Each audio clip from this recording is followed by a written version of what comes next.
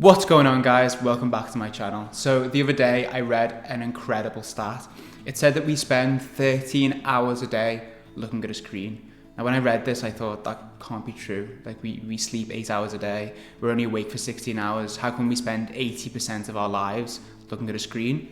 But it's the truth. Unfortunately, it is the truth. And obviously we spend probably 8 hours of that in work or more, but there's still 5 hours that we should be spending with our family or doing other things. There is a malaise in society. A lot of people are addicted to their phones or they're addicted to tech, and it doesn't get spoken about. Why doesn't it get spoken about as a real addiction? And people say, well, it's not considered a real addiction because it's not hurting us, right? No, that's wrong. Just because it's the status quo doesn't mean that it's not hurting us. It's having detrimental effects on our life. And I'm going to explain that as we get into the video. And you may say, well, we can just not use the apps. We don't have to do it. We've got free will. Well, it's debatable how much free will we actually have when we're dealing with our animal impulses. I'm going to explain in this video how social media and other addictive platforms are robbing us of drive, motivation. They're creating loneliness and depression and anxiety. And they're doing this all in the name of profit, first of all. And they're doing it through manipulating our internal reward pathway. None of us want to spend an hour on social media, and we feel awful when we do it, but we do the same thing the very next day. That's addiction. And here's why we're addicted. Over the thousands of years of our evolution, we've developed systems of behavior that have allowed us to survive. One of these systems is the dopamine reward pathway. So when we eat or socialize or have sex, behaviors that increase our chance of survival,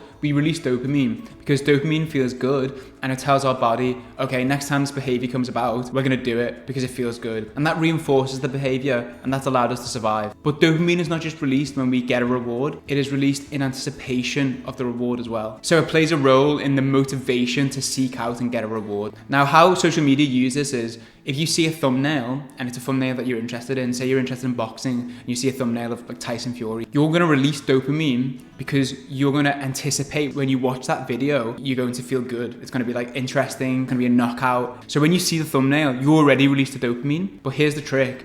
If you then don't click on that video, your baseline level of dopamine drops below what it normally is. And that makes you want to click the video even more. So it's almost impossible once you see that, once you get that little trigger, to not click on the video. And this is all very new to us. We haven't evolved to deal with this highly stimulating technology. Computers have been around for I think 50 years, smartphones for like 15 years. That's an infinitesimal dot in the span of our evolution. And evolution happens slowly through generation to generation. All this has happened, it's came about in one generation. We are completely overstimulated and addicted. We're choosing transient fun over meaningful activities over and over again. If you've got a really hard task that you're doing, say you've got to write an essay, do a dissertation, and you can't see an end in sight, you're not going to release the same amount of dopamine as you would if you just see a thumbnail, because you know what you're going to get there. You know that dopamine is going to come when you watch that video. And this is robbing us of motivation and drive. We get up in the morning and we're like, okay, let's attack that goal. Oh no, I can just look at this video. I can just go on social media. I can just look at my text messages and get an instant hit of dopamine. But these companies don't care. They don't care that they're manipulating this extremely powerful substance,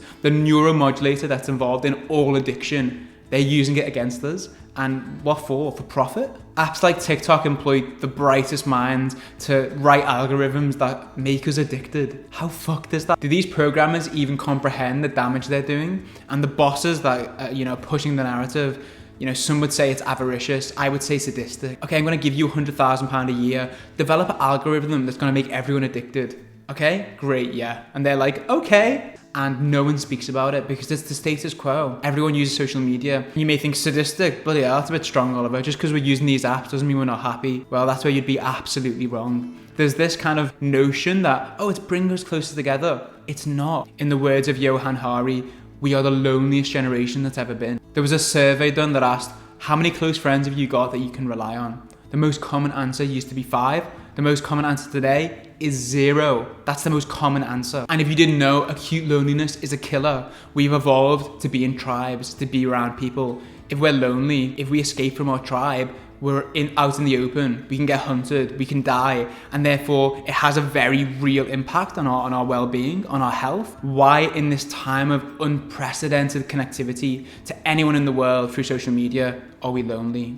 The arenas of social media with thousands of virtual friends and not one real friend. It's a lonely place. And when we spend a lot of time in these arenas or on Skype or on Zoom and we're not interacting with people in real life in real time, weird things start to happen. We lose a sense of how to interpret people's facial expressions. We think people are being nasty or rude or sly when they're not. And this gives us social anxiety. It makes us retract even more. And it's not just loneliness, our attention spans are dying as well. It used to be 12 seconds, now it's 8.25 seconds. It's less than a goldfish now. We check our phones, I think it's 200 times a day, and we check our emails 30 times an hour. We're distracted, we're not focused, and it's because we've got all these highly stimulating things at our fingertips and we can't resist them. Let me ask you, when was the last time you went out without your phone? Probably never, right? Tech is stopping us from getting out and using our senses in the real world. You know, we're intelligent beings. Our evolution has been in the wilderness. We like to make things with our hands and we like to figure things out in order to get a reward. We say to this guy who's got a fire, can I put my deer on your fire and then you can have some and I don't get sick? We don't have to seek out those things now because we live in a world of comfort. We live in a world we can roll over and get all our dopamine from our phones. We're swapping real life interactions for the social currency of social media. We're watching lachrymose movies instead of connecting with real people. We're watching adrenaline inducing TV shows instead of doing something that actually produces adrenaline. We're even watching people that don't resemble us have sex instead of going out and having sex ourselves. It's true. We're overstimulated to the point where things that used to be enjoyable are no longer enjoyable. Do you know what's crazy? Our phones, our technology, our laptops are becoming our primary world, and the real physical world, the things we can touch and smell and hear and taste,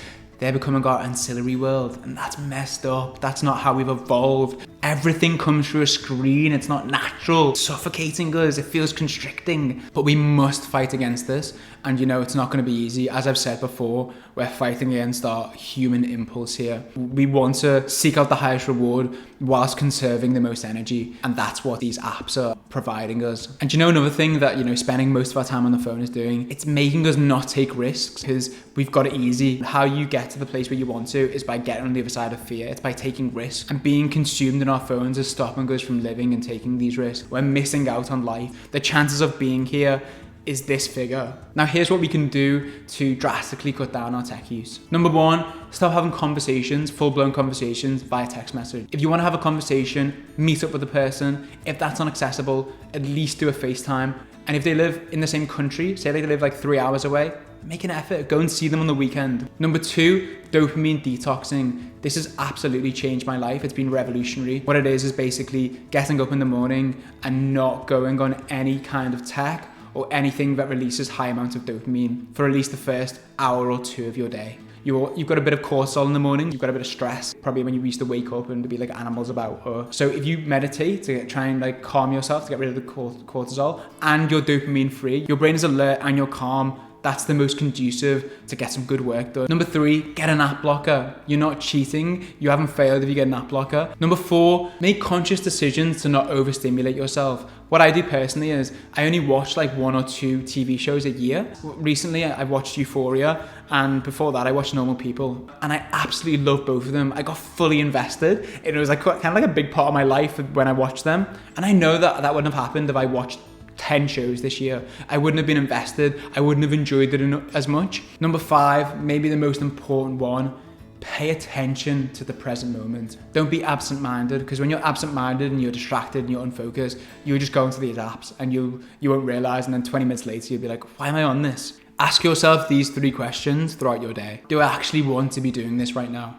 Am I in control of what I'm doing right now? Am I going to remember this moment? If I die tomorrow, will I be proud of what I'm doing? Will I be proud of the time I'm spending here? Would I rather spend 20 minutes on TikTok or go for a walk in fresh air? When was the last time I saw my grandparents? Should I go and see them? Your grandparents won't be around forever. Your parents won't be around forever. Spend time with them. Maybe you don't spend that much time with your siblings. Your relationship is not that great. You used to be close when you're younger. Build that relationship up. In the words of Maya Angelou, one of my favorites, take up the battle. Take it up. So try to live your life in a way that you will not regret years of useless virtue and inertia and timidity.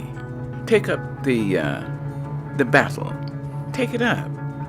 It's yours. This is your life. This is your world. You make your own choices. You can decide life isn't worth living. And that would be the worst thing you can do. How do you know? Don't waste this precious existence In the words of Yes Theory, embrace discomfort. And another thing I want to say is, reality is infinitely more beautiful. Like the feelings you get from the real world, like I'm smiling now because it's just so much better. Yeah, it's nice getting a few likes on Instagram or something. Real life experiences just get you in the feels. I feel just so blessed to be here. The gratitude is sometimes overwhelming that I have for being who I am in this world at this time. I want to build a community on this channel of people who are living in the real world through social media, through YouTube. Okay, but I've got to do that to reach people. If you want to communicate with new people, that's a great way. But as soon as you make that connection and that bridge, meet up with them, go for a coffee or a walk. You know, you don't have to spend money, go for a walk. Hope you enjoyed the video, guys, and hope to see you again. Hope for you to see me again. Peace out.